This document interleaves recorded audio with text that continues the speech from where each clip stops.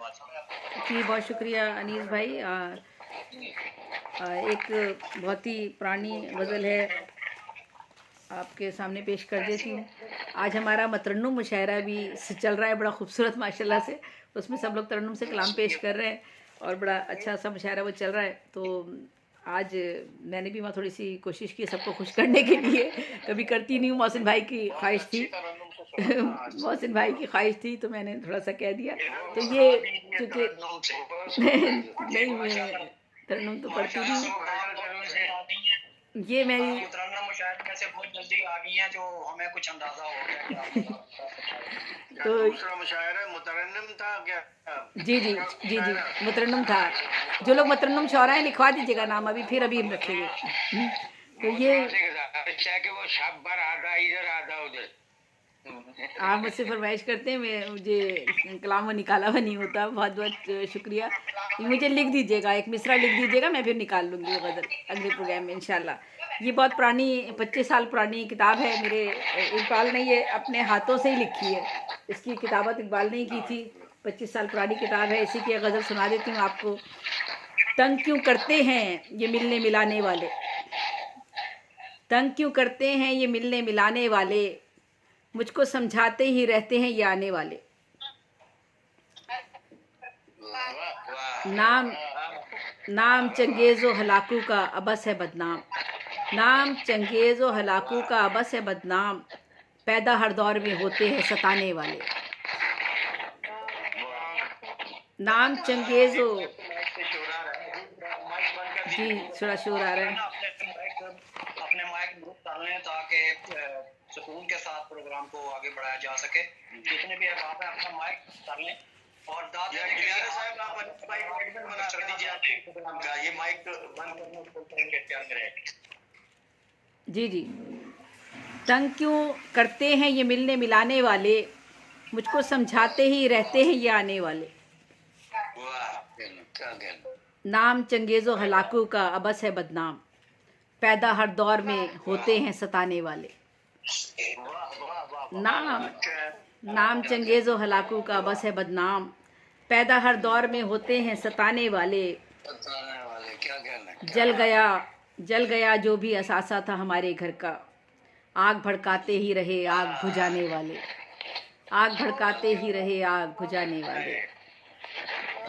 जो छुपे बैठे हैं, बहुत शुक्रिया, जो छुपे बैठे हैं वो गोशा नशी अच्छे हैं, जो छुपे बैठे हैं वो गोशा नशी अच्छे हैं, धोखा देते ही रहे सामने आने वाले।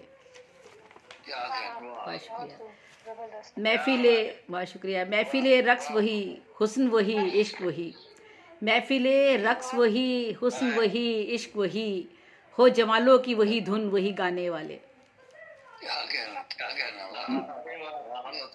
महफिले रक्स वही, हुस्न वही, इश्क वही, हो जमालों की वही धुन वही गाने वाले। ये ज़माने का उलट फेर है कैसा यारब, ये ज़माने का उलट फेर है कैसा यारब, जाते जाते भी पलट आते हैं जाने वाले।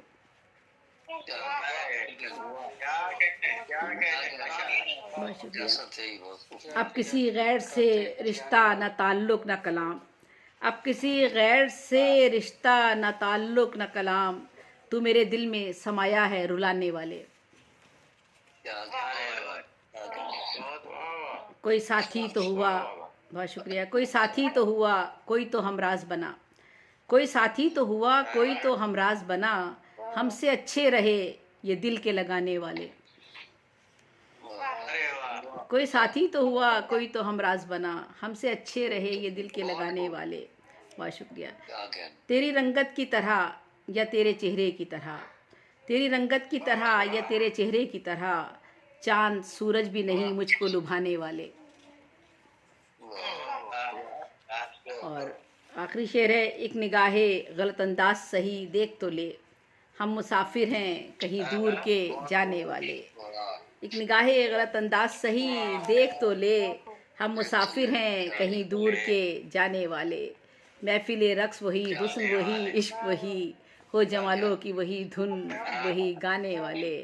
नाम चंगेज़ो हलाकू का अबस है बदनाम, पैदा हर दौर में होते हैं सताने वाले।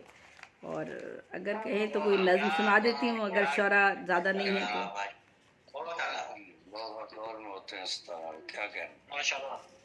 अगर चलिए, बहुत शुक्रिया। चलिए, एक मैं कोई नज़्म अगर है वक्त तो सुना देती हूँ, नहीं है तो कोई बात नहीं, अगर और ज़्यादा लोग हैं तो।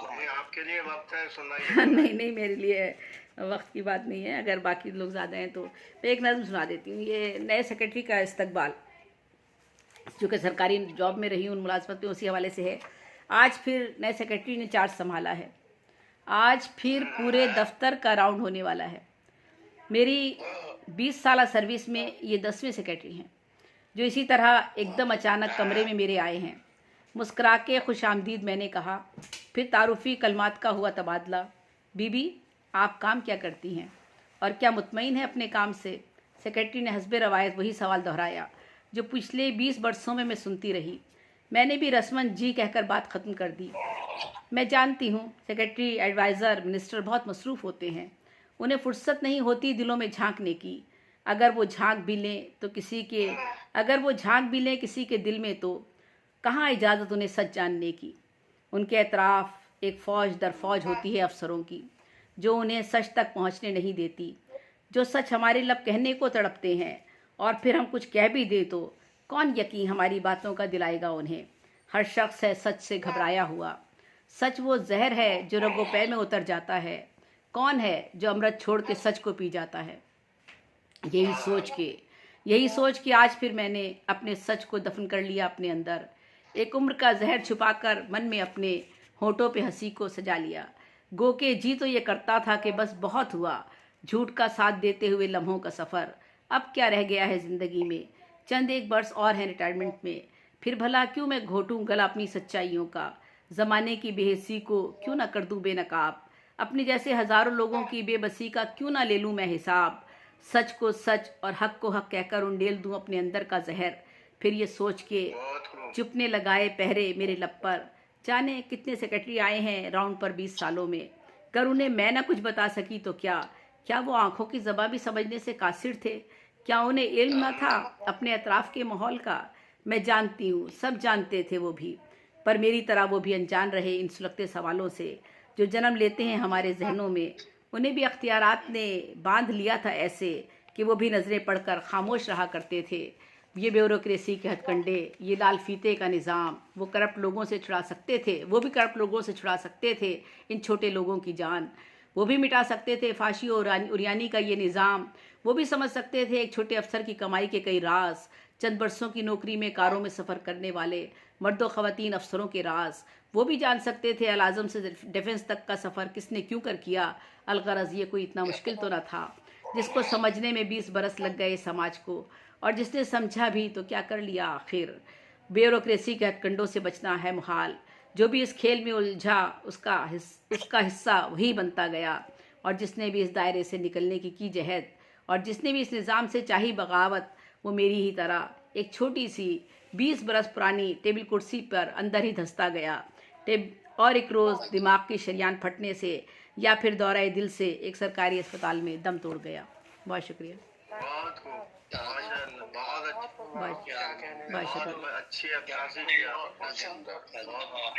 बहुत शुक्रिया।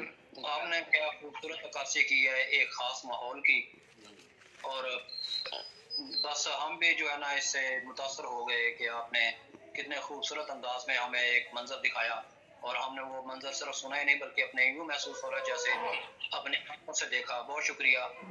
आपने आज हमें बिल्कुल नई बात तालीम फरमाई। बहुत शुक्रिया। जानते तो हैं लेकिन आपने लफ्ज़ों में ऐसे बयान करके हमारे सामने रख दी कि बस यूँ लग रहा है कि ये वाक़यात हम खुद अपनी आंखों से देख रहे हैं। बहुत शुक्रिया। बहुत शुक्रिया।